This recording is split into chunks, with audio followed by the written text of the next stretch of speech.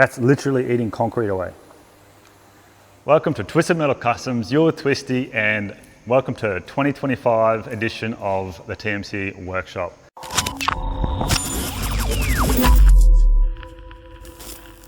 Been doing a lot of work inside. I've just got the roller doors left to do. And I have Andy from Yakka Energy here. G'day, Andy. he's camera shy, so look at him. He's a good worker, he's not good in front of the camera, we know that much. Anyway, he's been here grinding away, doing these the power fit out for the shed. Getting really close, it's like the 20th of December. So hopefully by this afternoon, he's going to stay back and do a late grind and get the power circuit and the light circuit working, so then I can start doing some car restos for you guys to see over Christmas and New Year's. So generally the Forest Lake area, but you will travel for work? Yeah, I'll travel anyway. Yeah. You'll go anywhere. Within 2 hours, unless there's beer involved. Yeah. So anyway, so Yakka Energy, check him out. It's on Facebook, and you can find you. Where else can you find you? On Instagram, yeah. Just Yakka Energy? Yeah. Yeah. I'm going to a car show, so he's staying back doing all the hard work, and I'm getting out of here, so it's getting close.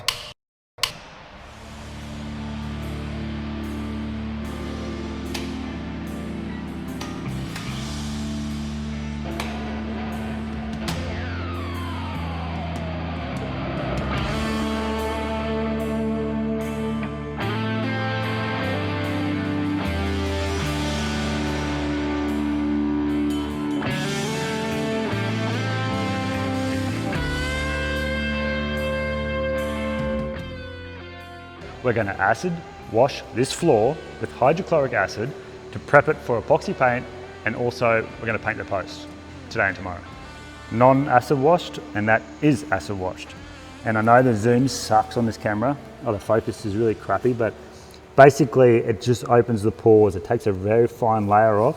You see that it's grainy. Let me see. Anyway, it just opens up the top of the layer of the concrete to expose the pores for the epoxy to grab onto. Literally just etching like you would etch galvanized steel or aluminium. And this is non, so this is just still full of dirt and all that crap. If you haven't used hydrochloric acid before, where's my drum? It's still in the box here. It is some toxic stuff. So make sure you wear a high quality grade paint mask for fumes. Like, I got one drop on my elbow yesterday when I was doing the other half, and just burns. It's like battery acid, but worse. You can try to wash it off, but it just, literally just, let me just do a little tiny drop on the ground. That splashing into my eye sockets.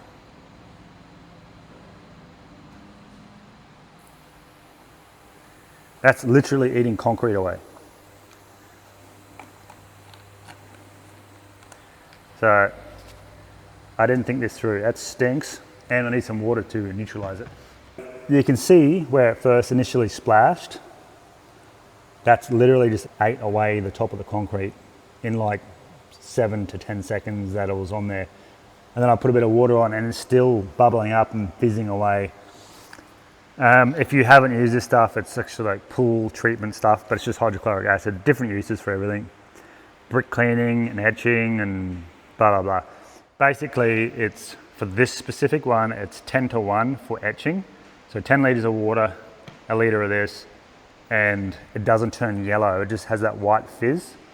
And when you pour it on, it fizzes for about, I don't know, 10 seconds, 15 seconds, and then it just stops.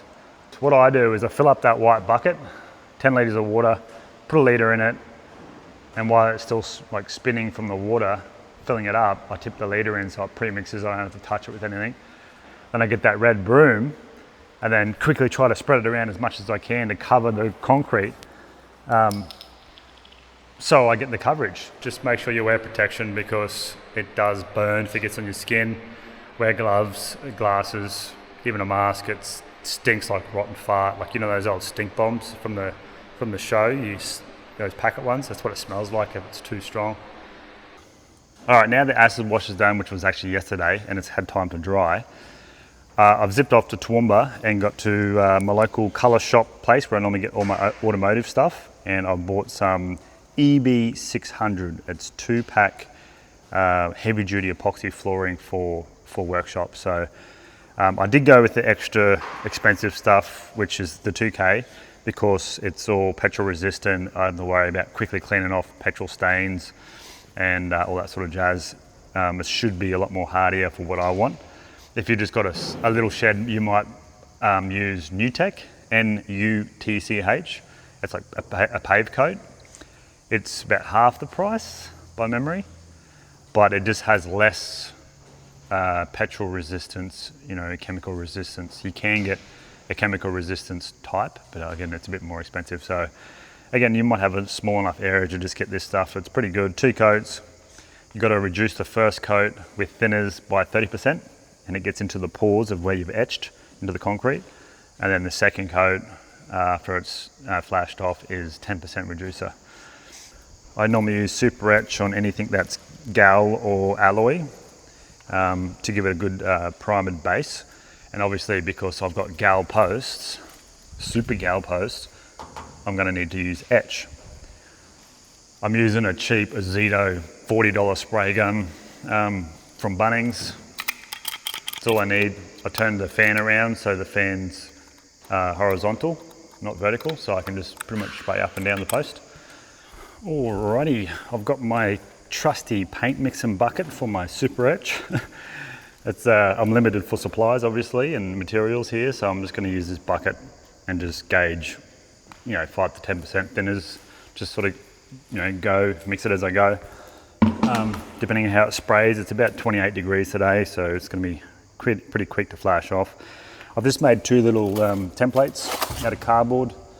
I still want the epoxy to be mostly around the post rather than the super etch, so it's just to stop the overspray out here.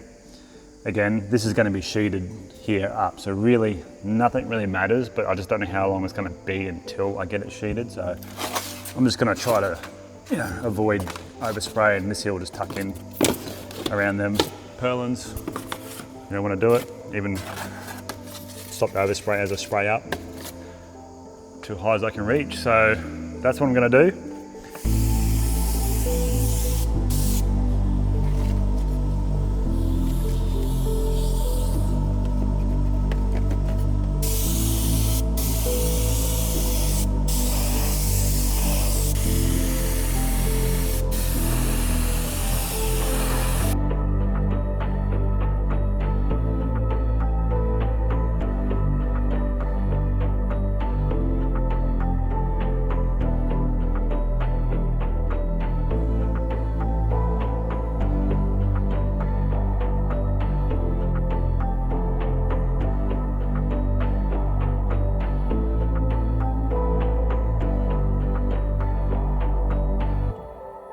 Well, that was fun. So that was, I don't know how many hours, 2 hours or something. But it come up pretty bloody good. You can see, it's like I bought one. So not much overspray, a little bit here and there, but it doesn't matter because I'm going to sheet it. So I've got all the posts that are going to be sticking out, painted, well, as high as I can reach anyway. And then you can imagine they're going to be painted all the way up and around. Like I started doing a bit down there with the little ladder, but it sucked. So, and I've had enough for today because it's bloody hot in here. My little air compressor was just spinning around as it was pumping away. You see all the spins it's done because it's obviously not bolted down. All these hoses all wrapped up around it. I was like getting shorter and shorter. I don't know what was going on. So anyway, that's funny. It's the next morning. And I just finished cleaning the whole shed out, fully empty, and I have just blown it out with the blower vac. So it's probably the cleanest as it can be and ready for epoxy. So anyway, wish me luck. This is going to be the last time the shed's going to be this clean. Hopefully it doesn't get stuffed up by me. Anyway, let's see how we go.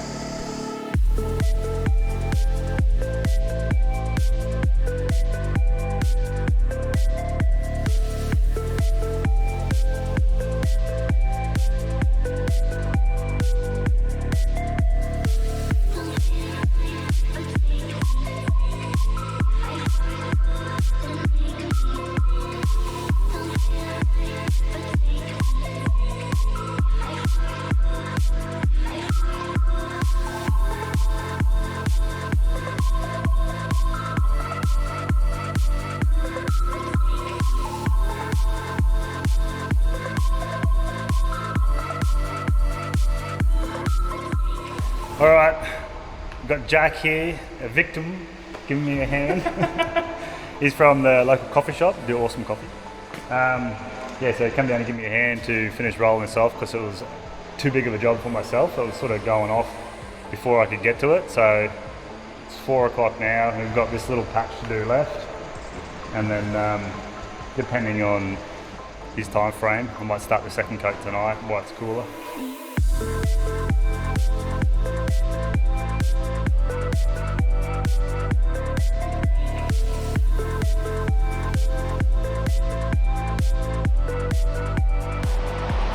Damn, that looks good.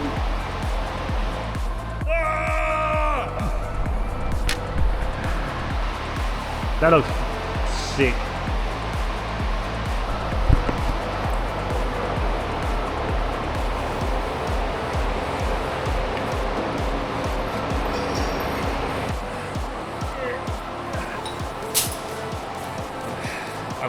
Come on, Ben. You gonna get the next one? Yeah.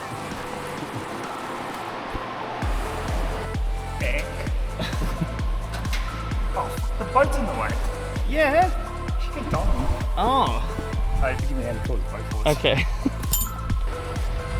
Look, I'm happy with that. Like, it looked a lot worse when it was drying, but there is some stripes. But I think once we get everything moved in, cover it in floor dust.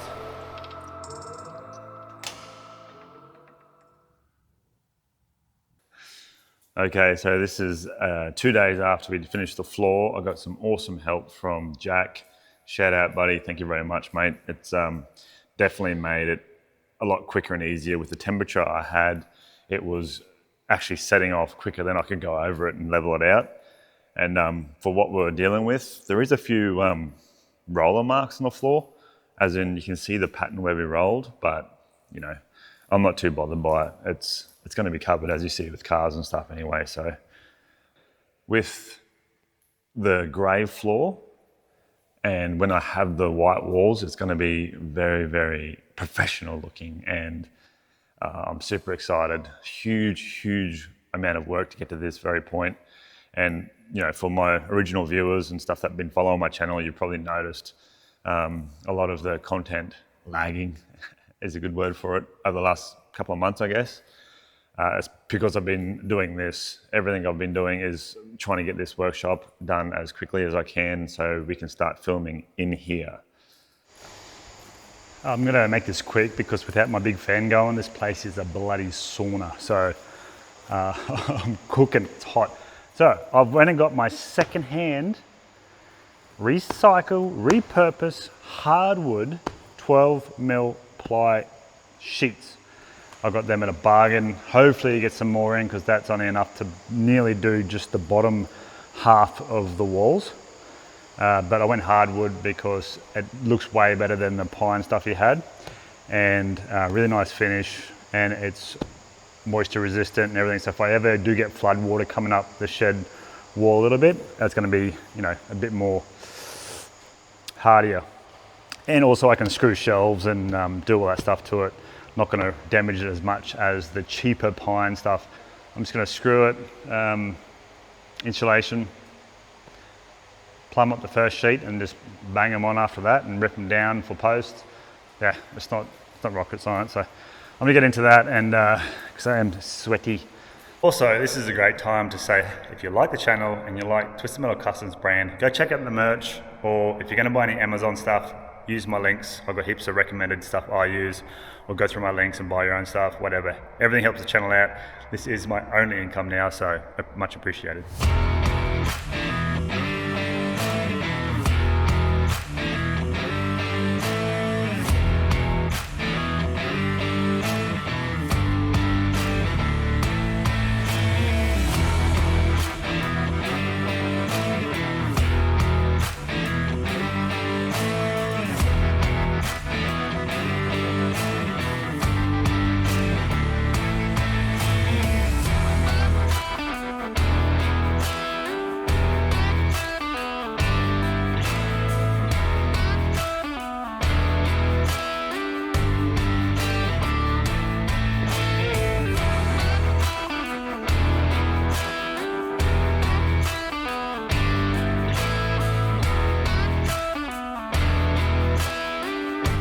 been 2 weeks. This is the current state of the workshop. I finished the wall stuff. Yeah, I got oversprayed. I decided I'm gonna paint the post again later once the walls are done. Yeah, it was a waste of my time painting the post first. Whatever, you live and you learn, right? Anyway, really happy with that spray gun. It saved so much time.